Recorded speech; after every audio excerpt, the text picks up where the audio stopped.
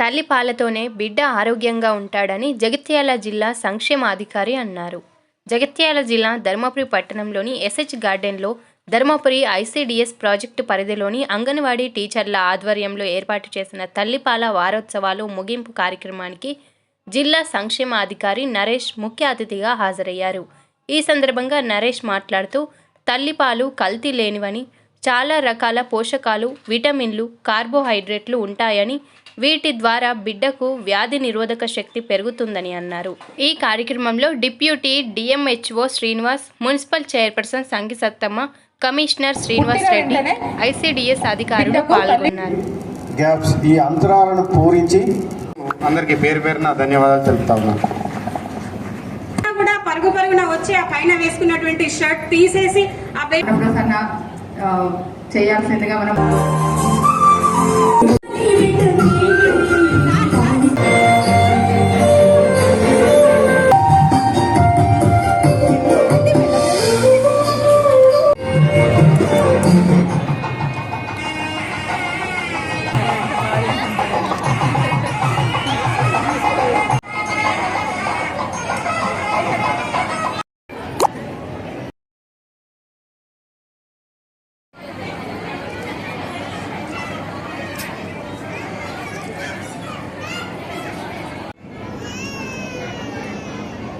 ఇప్పుడు ఒకప్పటికిప్పటికి చాలా తేడా వచ్చింది. ఎక్కడైనా కానీ పిల్లలు కూడా ఆరోగ్యంగా ఉంటున్నారు, తల్లి ఆరోగ్యంగా ఉంటుంది. అదే కాకుండా ఈ నరేష్ సార్ వచ్చినప్పటికెళ్ళైతే మాకు సెంటర్లకు ఎలాంటి ఇబ్బంది లేదు. ఒకప్పుడు కొంచెం అటు ఇటు అయ్యేది, కానీ ఎందుకంటే వాళ్ళు ఒక పిల్ల బరువు లేకపోతే ఎత్తుల బరువులు చూసి కూడా వాళ్ళకు పిల్లలు తీసుకుపోయి ఆయం వచ్చి వాళ్ళకు ఎగ్గు తినిపించి కుట్టు తినిపించి వాళ్ళకు బరువు. అదే కాకుండా ఒక 40 ఏళ్ల క్రితం మనకు అంగన్వాడీ సెంటర్లు అనేవి లేవు. అప్పటి నుండి ఇప్పుడు ఉన్నాయి కాబట్టి ఒకప్పటి తల్లులకు ఇప్పటికి తేడా బాగుంది. అప్పుడు మన తల్లులకు చదువు లేదు, అంగన్వాడీ సెంటర్ లేదు. లేకపోయినా మనకు 3 సంవత్సరాలు వాళ్ళు కష్టపడి పనికొచ్చైనా కానీ మనకు పాలిచ్చే అవకాశాలు ఉండే. ఇప్పుడు వాళ్ళకున్నంత కష్టం లేదు, కానీ బిడ్డకు పాలు ప్రతి తల్లి దగ్గర ఎక్కడికన్నా పోతే ఒక పాల డబ్బా కనపడుతుంది.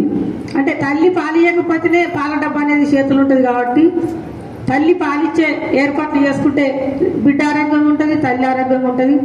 ఇందాక డాక్టర్ చెప్పింది కూడా మనం పాటించాలి, ఎందుకంటే మన ఆరోగ్యం కూడా మనకు మహాభాగ్యం.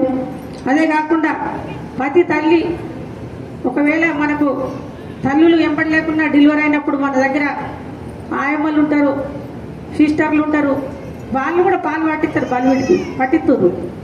ఆ రకంగా మనము ఇది చేసుకొని మనము పాలిస్తే మన బిడ్డ ఏడ్చేటోడైనా కానీ మనం ఎత్తుకుంటూ ఆగుతాడు పాలు తాగంగా. అదే పక్క వాళ్ళు ఎత్తుకొని ఊపినా కానీ వాళ్ళు ఆగరు. ఎందుకంటే తల్లికి బిడ్డకున్న అనుబంధం అదే. పిల్లలను విద్యావంతులను చేయాలి, బుద్ధిమంతులను చేయాలంటే తల్లి పాత్రనే ఎక్కువ ఉండాలి. తండ్రి ఎంత సంపాదించినా కానీ తల్లి పాత్రనే ఎక్కువ ఉండాలి. పిల్లలకు అవగాహన అనేది ఉంటుంది. అన్నిటికన్నా మించినది అమ్మ. అమ్మ పేరులోనే ఉన్నది అమృతం. అమ్మ గురించి ఎంత చెప్పుకున్నా మనకి తక్కువే.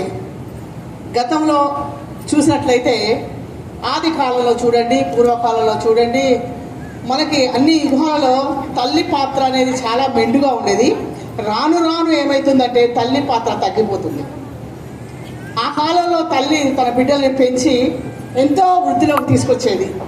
ఈ రోజుల్లో అంటే సైన్స్ పెరగడం కావచ్చు, అభివృద్ధి చెందడం కావచ్చు, దీనివల్ల తల్లిదండ్రులకు పిల్లలకు మధ్య కేవలము ఏదో వివాహం చేసుకున్నాము, పిల్లల్ని కంటున్నాము అనేదే కానీ ఆ పిల్లల్ని సక్రమంగా పెంచడానికి మనం ఏం చేయాలి అని ఎంతమంది తల్లిదండ్రులు తమలు మ్యారేజ్ చేసుకున్న తర్వాత, ప్రెగ్నెన్సీ అయిన తర్వాత ఆలోచిస్తున్నారు.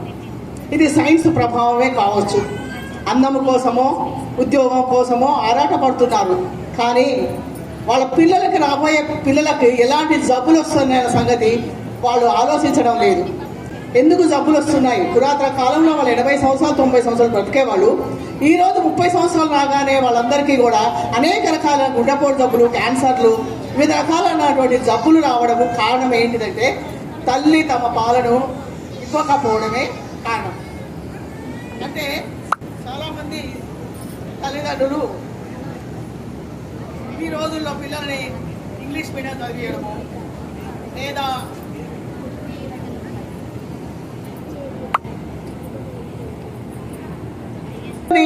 మనకన్నా ఎక్కువ స్టేజ్కి డబ్బులు ఇచ్చి చదివిస్తున్నాం, కానీ కోట్ల రూపాయల విలువైన అమ్మ పాలన ఇవ్వట్లేదు.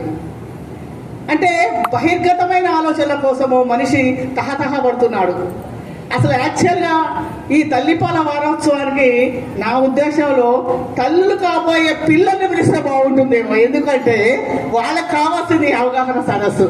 ఎందుకు ముందుగా వాళ్ళని ఒక వరుసలో కూర్చోబెట్టినట్టయితే నెక్స్ట్ జనరేషన్లో వాళ్ళు తల్లిగా అయ్యేటప్పుడు వాళ్ళకి అవగాహన ఉంటుంది. ఎందుకు ఇది మనం తల్లి అయిన తర్వాత ఇస్తున్నాం, కానీ తల్లి కాకముందే వాళ్ళకి ఇవ్వాలి. స్కూళ్ళల్లో, కళాశాలలో ఆ అవగాహన సదస్సులు అనేది ఇవ్వాలి.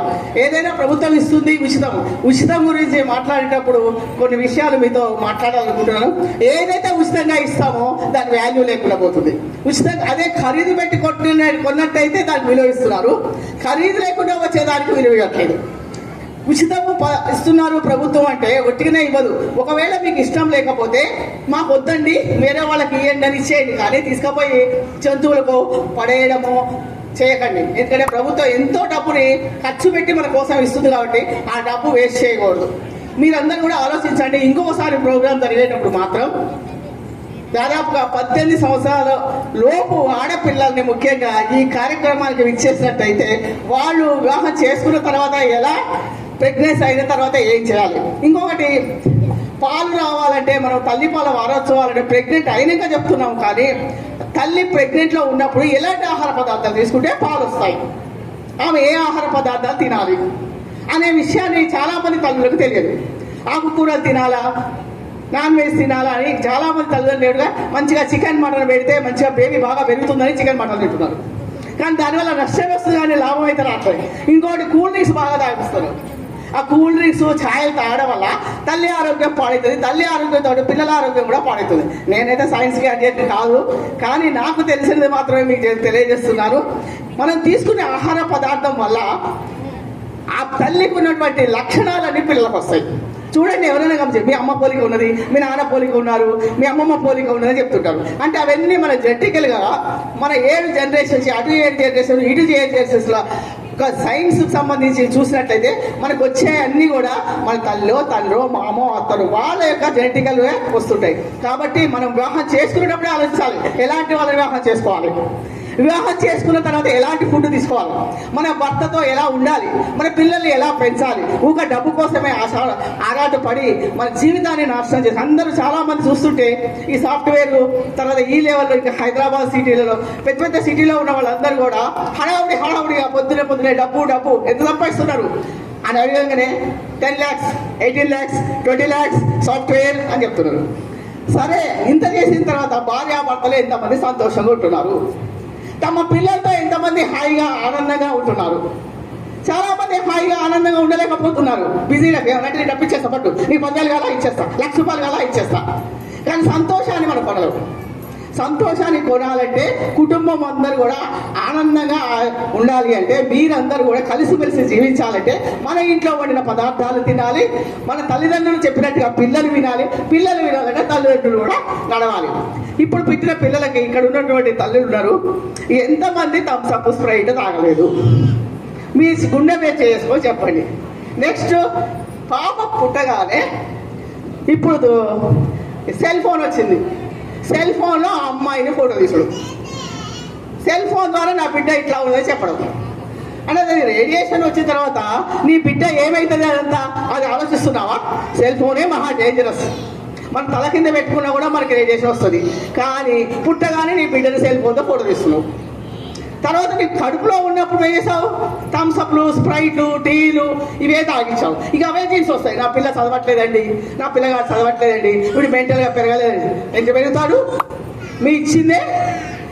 మీరు ఇచ్చిన పదార్థం ద్వారా వ్యక్తి పెరుగుతున్నాడు. అందువల్లనే ఆ వ్యక్తి పెరగడం అనేది మీరు చేసిన తప్పులు. ఆ తప్పులు జరగకుండా ఉండాలి అంటే ప్రతి క్లాస్లో నా ఉద్దేశాలు అయితే హై స్కూలు, కాలేజీలో కూడా తల్లిదండ్రుల గురించి ఒక పాఠం పెడితే బాగుంటుందేమో.